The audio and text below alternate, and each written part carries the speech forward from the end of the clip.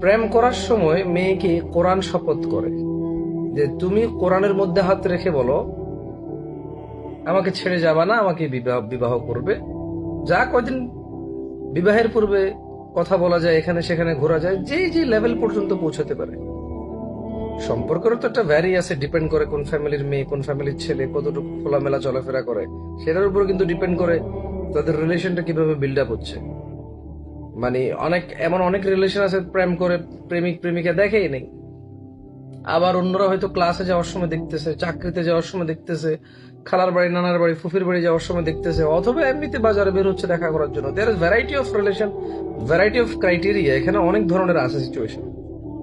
কিন্তু বড় আফসোস লাগে এই ছেলেগুলা মেয়েদেরকে কোরআন ছোঁয়াচ্ছে, নিজেরা কোরআন ছুঁইতেছে। আল্লাহর কালাম কোরআনুল করিমকে আল্লাহ অপছন্দ করে এমন কাজে ব্যবহার করতেছে, আল্লাহ অপছন্দ করে এমন কিছু করার জন্য সে কোরআন শপথ করাচ্ছে। আর যখন আমার এই বোনেরা বেরিয়ে আসতে চায় যে এটা হারাম, এটা অন্যায়, এতে করে মানুষের সুখ শান্তি নষ্ট হয়ে যায়, তখন ওই ছেলেরা ফোর্স করে তোমাকে আল্লাহ ক্ষমা করবে না, তুমি আল্লাহর কোরআন ছুঁয়ে আমাকে কথা দিছো, তুমি কত বড় বেঈমান, কত বড় কাফের, আল্লাহর কোরআন ছুঁয়ে কথা দিয়ে তুমি কথা রাখোনি। চিন্তা করছেন?